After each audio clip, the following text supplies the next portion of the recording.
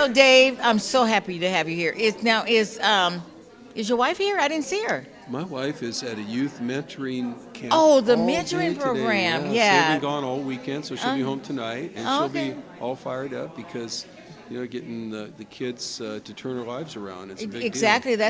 We called it the Youth at Risk a long time ago. That's right. Yeah, I know you're That's it. familiar with the Yeah, program. I've been with it for the last, in the beginning of it, up until the time when it came over to the CCPY. Yeah, so I'm So, sure she'd be with me if had it not been for that. But yeah, she's because up. I'm so used to seeing her here. Yeah, she's So I want to thank you first of all for all the years of support that you've given to the MLK luncheon. No matter where you were, you always attended, you always supported it. So thanks a lot for that. well. I'm happy to be here, and you're right. And you've been steadfast. You've been here Well, I've been trying to retire. They're not going to let you retire. There's no retiring from justice. I know. I guess that's right. It doesn't seem to be, but I enjoy it. I only do what I love to do, so that gives you energy, I think. Good. It Yeah. does give you energy. That's everything. That's everything. Just ask any of the great civil rights leaders that were trying to move slaves back and forth, across the borders and everything else. And the only way you could do that kind of work, is if you felt that it was your life's work, and you Exactly. actually have to enjoy it at some level. You do. So, what do you see are major issues for here in San Jose? I mean, I just like to put in a political piece. I don't know why. What do you Well, think you know, as citizens, because you represent the large community here in San Jose?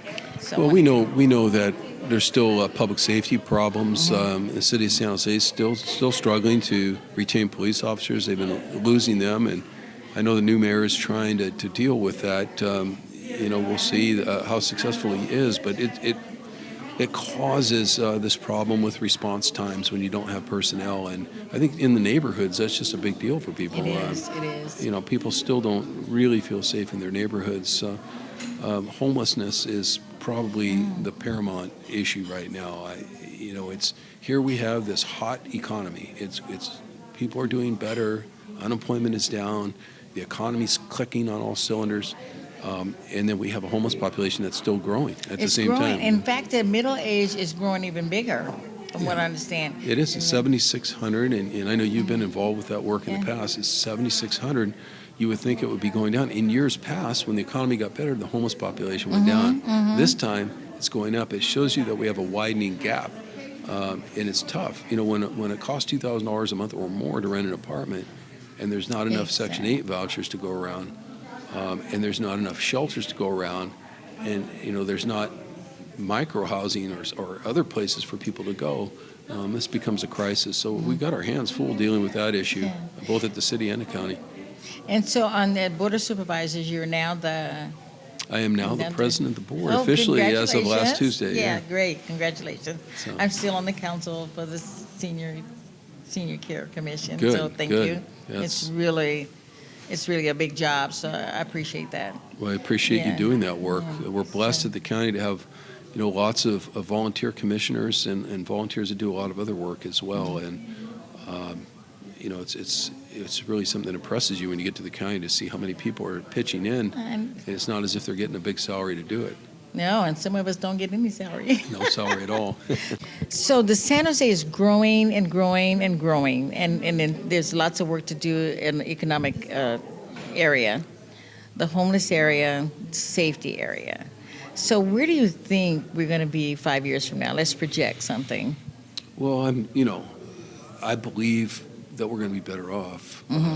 I believe some things may take a little longer than they might have, depending on, who's in political power or leadership at any given moment. But in this community, the backbone of this community is the people in the community, the civil rights community, the faith-based community.